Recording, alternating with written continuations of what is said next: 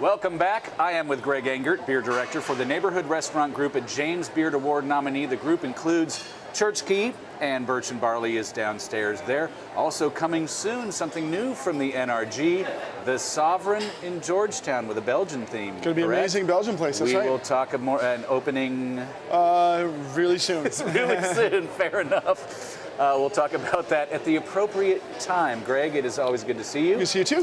What do we have on tap this week? And by the way, Happy New Year, everyone. Beer of the Week 2016 edition, founded in 2012. Our fifth year. Amazing. Yeah, moving into our fifth year. Amazing. So I have a beer that we made right here in Bluejacket, where we are today. It's called A Little Golden Gem. And this is a beer that we now are releasing for the second time. It's so fun now that the brewery is over 2 years old. It's crazy to think that, first of all, but also the catalog of beers we've made is, climbing towards 200 at the same time.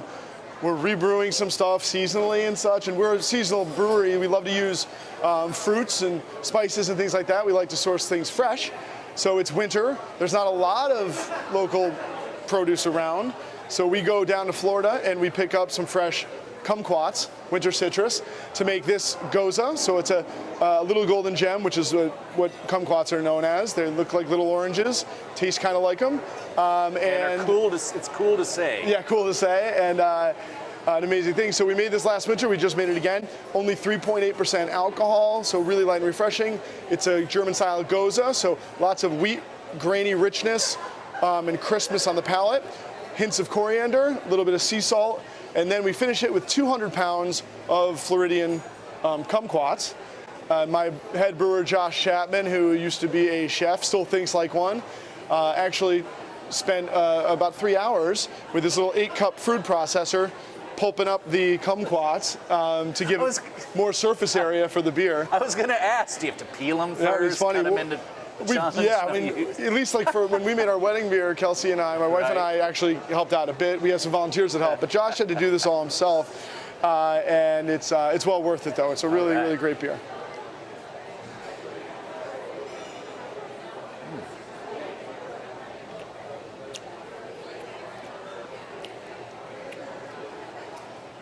I don't think I've had anything quite like that. So refreshing. Yeah. If we're going to make a beer with kumquats, we do it now because that's when they're available fresh. But it's just like, we love this. So kumquats themselves are pretty high in acidity, and we're not cooking them or anything to bring that down. So, we add some lactobacillus. It's a bacteria to sour this beer ahead of time, and that gives you like a lactic tang, kind of yogurty. But the kumquats bring in a whole different acidity, and so it's got that complex, refreshing, juicy tartness on the palate that's compounded by that sea salt, kind of pops it up. A little bit of coriander keeps it from being all fruit, and a really tasty beer. Would it be heresy to put a vodka floater on the top?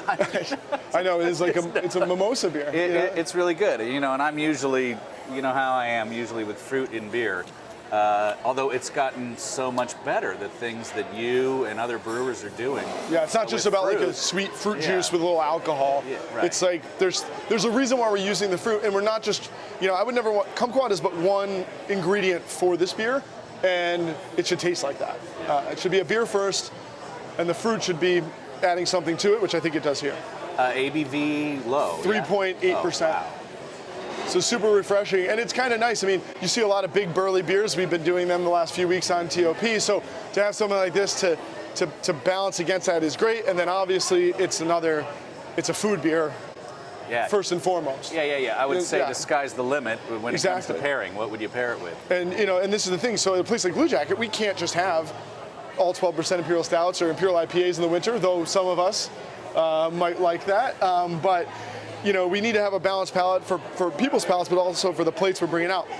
I love this with you name it, right? So you can start it with your salads. It's going to be great against bitter greens. It's kind of a vinaigrette of its own, It's also anything you put a lemon on is great. So like, you just like roasted asparagus with this is like delicious.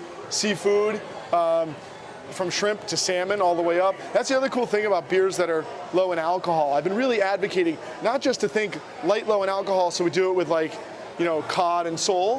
You could do it with salmon. And honestly, this is awesome with like skirt steak, livens it up. It's great with stews and chilies. So in some ways, it's a great match for heavier winter fare. and in a nuanced match rather than just hitting it with like an imperial stout or barley wine or something like that. I'm all for the lower ABV beers because I'm getting too old for the stronger ones. Especially the next morning. Tell me if I'm crazy, but what popped in my mind with this is buffalo chicken blue cheese pizza. Yeah, be awesome. With the tart sort of absolutely buffalo sauce. Absolutely, yeah, exactly. Pick right up on that kind of like spicy hot tart. And the other cool thing is that alcohol intensifies heat, so something that's nice and low like this won't light your mouth on fire when you're eating those wings. Fabulous. Great idea. Greg, thank you as always. Thank you. I think I can speak on Greg's behalf that we hope you all have a fantastic 2016. Please always do drink responsibly and be sure to bring your thirst next time for another Beer of the Week.